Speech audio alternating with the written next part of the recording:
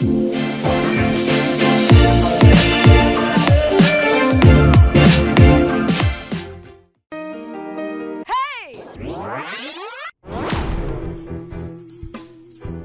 you ready to get fired up about Power Up Radio with Dr. Pat?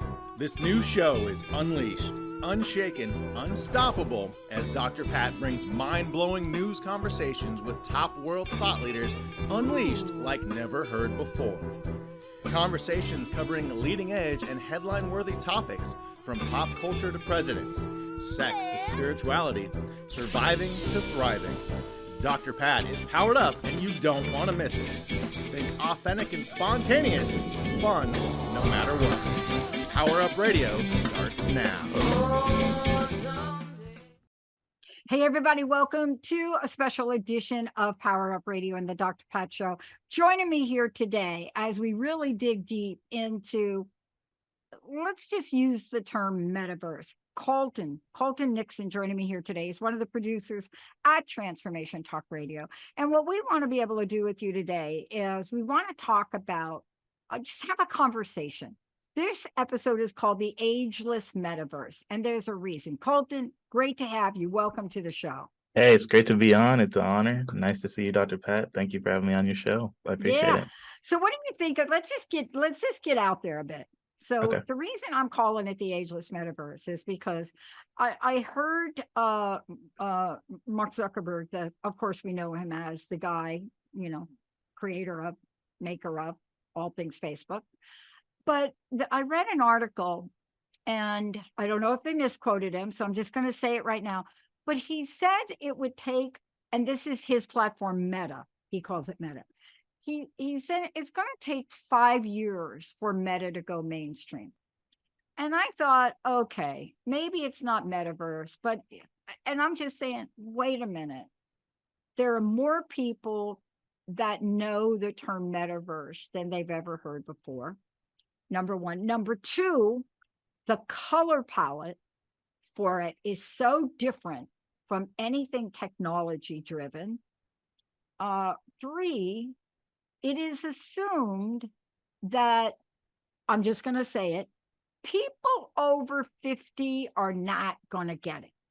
So today, what we're peeling back is the onion that says, hello, people over 50, and the first use of the term metaverse and the first indoctrination to metaverse-like things happened in this generation.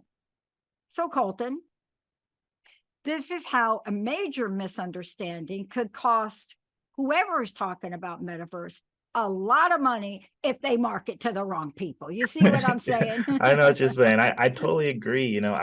Every time I think about metaverse, I always think about like Marvel and Stan Lee. I always talk about Stan Lee. He's one of my inspirations. I love Stan Lee, and he's in that kind of older generation, of course, and he unfortunately passed away, but yeah. He's one of the people that really took this idea of the metaverse and added it to his kind of content. So I think that says something in itself as well, and I think they are losing out on a lot of money if they don't kind of market it towards that type of generation as well. So well, let's just talk about this crazy it's not crazy, but I can't remember the name. Remember, the game came out with the remote control. What the heck was it called? See, but we still use it in some of the clubs and places I go to. People love this thing where you have the remote control and you can bowl with it, right? You take the Wii. The Wii. Yeah, Wii. there we go. Okay. I love the Wii. We love the Wii, and so why don't we think the Wii, three-dimensional? Who's playing with the Wii? Do you think that it's people that are in the 18 to 25 group? I'm just telling y'all, the Wii is hitting the population that nobody wants to talk to about the metaverse. And it's fascinating to me that we go into age bias about something that literally was brought to the forefront generations ago. Now, you did a little homework, right? I mean, the metaverse is, and okay, let's talk about Stan Lee. My man, I love this guy. I grew up on comic books. He literally saved me. He saved my life because Wow. if it wasn't for those comic books where I grew up, I know that I wouldn't have made it out of my childhood. I know it. But Yeah. wait a minute. Oh, wait a minute. That was like so long ago. So what was he, like an anomaly, or do you think he knew? Oh man, maybe he knew. Maybe he knew. I feel like it's, it's hard to say. I think I also grew up on comic books. Obviously the older ones and everything. So I don't know. Maybe he did know. I like that point. I like that point a lot. So what's your perspective on the metaverse? From where you sit. I'm so fascinated to really, I really want to hear from your generation. Mhm. And between your generation and my generation, there are a lot of years, and we're not leaving y'all out. Okay, I'm just saying, but we're just kind of giving you two ends of the spectrum to see Yeah. if we depart or if we can agree on something here, right? Colton, Yeah. where do you sit with this? I Come on. you know, I think as someone who's in the younger generation, I think the my mom, I always talk about my mom and my family back at home. I think every time I go home, they always are playing the Wii and stuff like that. They're always interested in the younger generation because they care, and I think they care about, what's when they pass on, what's, going to be left, and from their children and children, from other people and other families. And I think that's the big part of it. And that's the connection, is that they know, like, from generation to generation, there's always going to be, who's next and what's going to change. And I think that ties right into the metaverse as well. Like you were saying with the Wii, it's like they kind of, it's something that we can connect on because, maybe it was brought in at this point, at this level, and then now it's down here where, we can kind of play, like I can play the Wii with my mom, and she, can put up a fight in like a game, like a bowling game, you know what I mean? It's like that connection is there. I think through that, and it's powerful stuff with technology and everything. So Yeah, it is powerful. Okay, so let's just get right down to this next part about it being powerful, if we could. You did your homework. Tell me when you think the first signs of a metaverse showed up in our pop culture. Come on, you got to go back. Oh man, I mean, you were saying, the movies, the Dune The movie. Dune. I think that might be it. Then, so I think, I think people didn't realize back then, like, how big things like that, truly can be. So, Yeah. yeah, it's Let me spoiler alert. I'm gonna tell you what I'm talking about. Now, I'm not talking about, I love the new version of Dune. By the way, I just love it. I love the actors, everybody from Rebecca Ferguson. I'm telling you, I just love the new Dune, Timothy Chalamet, Zendaya. I mean, I love the whole deal. However,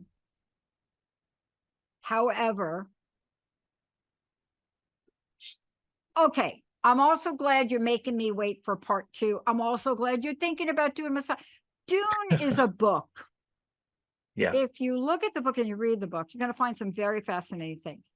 But I will tell you, there was a movie, the first movie of Dune. Now, why am I bringing it up? Because whether it's the book or the movie, what they talked about in the movie, not the worms and the spot, but they teleported. Mhm. They had a fascinating way of remote viewing. What is she saying? What? Right? I mean, they come through this thing, these spaceships, and they go from here to here, and they're just so. What is it going to take, Colton, to bridge the gap? Because here's the thing. Metaverse, virtual reality, we're launching AI for the soul, so you know how important I think it is. Mhm. But man, what if people of all ages could use this to learn? What Oh yeah. if you could what do you think about that? Yeah, Tell me what you think. I completely agree. I love what you're saying there. I think it comes back to that kind of thing about like the extended kind of reality, and like even like your image back there. It's like all the, networking pieces, and I think everything's all connected through that. And, I think based on, past environments and new environments and new generations, I think throughout all of that, it's all connected. And I think that's, like I said, the real connection between that. And like you said, AI for the soul and all that. I think it's such a powerful thing, and it's connected to the new technology. I think that word new is just strong enough in itself, and I think things are changing for sure. Yeah, and so like you can give me royalties if you go off and decide to create something for the market. It Yeah. has to do with the older generations, but I want you to look at my background Okay. because I want to tell you how excited I am. When we launched the Transformation Network and we decided to use these, I'm telling you, I picked these colors 14 years ago. Mm-hmm. And when we launched the network, people looked at me and said, "You are nuts, man. Why are you using the purple and the blue? And that's like some woo-woo color." Do you know what these colors now represent? This is the color palette of technology, virtual reality, and metaverse. Mm-hmm. I wish we could just stop judging each other and come together and say there's a greater good for this conversation than we're having right now. What do you think? What would be the Colton Nixon greater good conversation? Come on, tell me. Man, I agree with that. I think, I obviously ahead of your time, you're way ahead. I think that, these are kind of, even just the color palette and everything kind of explains, I think that, we're moving on towards a new future. And I think that's my big thing. I think I'm always about like, what's the next step we can take? What's the next positive impact we can make, anything. I think, and through people, like you were saying, like just networking through people. And I think technology goes hand in hand straight with that. And the just, even like you said, like back then 14 years ago, if you knew it 14 years ago, I think and just through a positive network like this, I think everybody can come together and influence the future for sure. Now look, here's what I want to ask you to do, because I did a show with Barbara Scheidegger today, and she said, aging is an attitude, not a disease. And I think, we've learned this, Colton. We've Mm-hmm. learned in whether it be assisted living or hospitals, that when you bring kids in to be around anybody, there is no generational gap.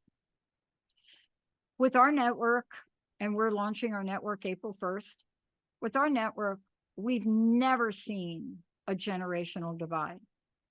And do I think, and if people said I'm from another planet, oh, that's okay. I'm okay with that. But that's not really it.